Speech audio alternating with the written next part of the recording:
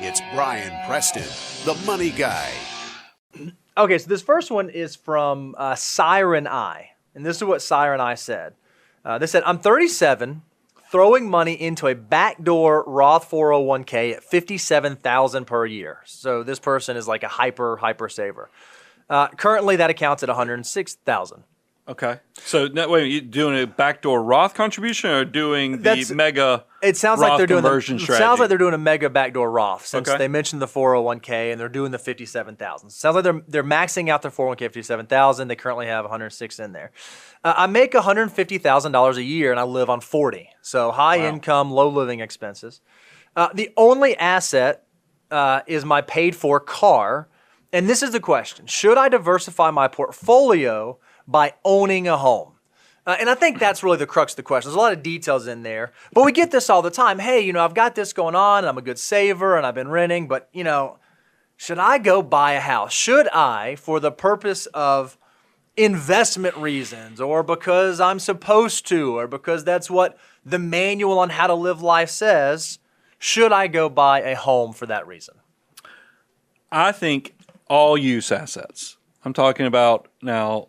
Use assets include your primary residence, your vehicles, that type of product these are assets that go on your net worth statement, but you don't really they don't create income for you. It's something that you're using for shelter and so forth.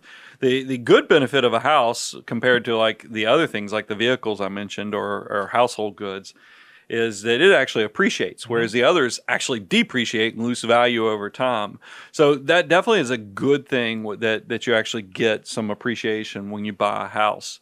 There are some things you need to make sure you check the box on from a happiness factor as well as life factor to know if this is a good decision for you. First of all, do not buy any type of real estate, whether it's rental property, a use asset like your primary residence, unless you plan on holding it for a long time, because real estate by its sheer nature is very illiquid. That's right. I mean, you guys know, whenever you buy any type of real estate, there's appraisals, you've got to get attorneys involved. Often commissions on both sides. Commissions. There's a lot of recording fees and state stamps and so forth. Title insurance.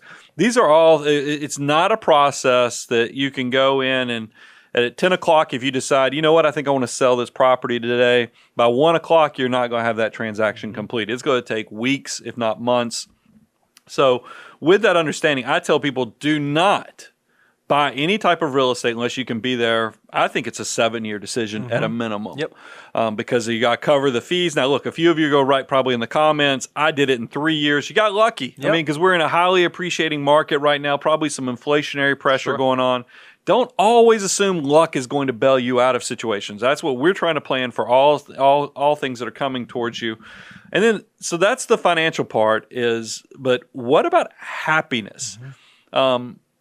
I think if you have a job that you're going to be in that area, you're not moving for 7-10 years, and you like owning, the thought of owning this house, improving it, making it better, knock yourself out, go do it. But it's not a magic bullet for everybody. I mean, that's the biggest thing. Yeah, and I wouldn't do it strictly for the portfolio purposes of it. I mean, I was talking to one of our team members yesterday who's new to the area. And he was talking to me, he's like, hey, I really don't want a single family home. Earlier in life, I did the thing where I cut the grass and I did the weed eating. I think I want to move into like a condo or a townhome or something where I don't have to worry about that. And that's going to be great. You have to figure out what makes sense for you, not what you think society thinks you should do as it relates to, now it's, I've checked this box and this box, this one, now I need to go buy a home.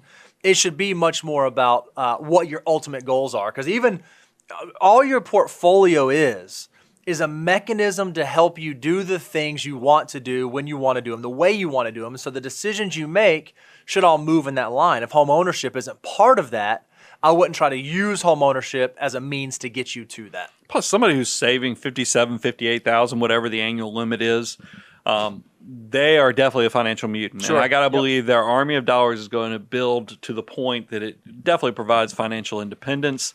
This is just kind of the cherry on top of maximization. So if you definitely are growing roots in the community, you think you want to tie down. Because the other thing I do like about owning a house, I've made some great friends throughout life from neighbors. Of course. Yep. Because, I mean, there is something, I'm a neighbor person. I'm not, there's always this temptation. You want to go buy 50 acres, and have some animals on there. That's not me. I want to roll the trash cans out there and then yell over at the neighbor, and say, hey, how things going? Talk to them.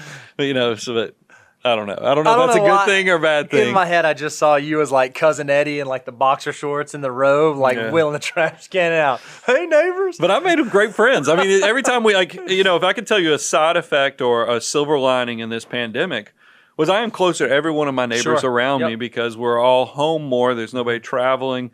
And also when we had a huge snowstorm here recently.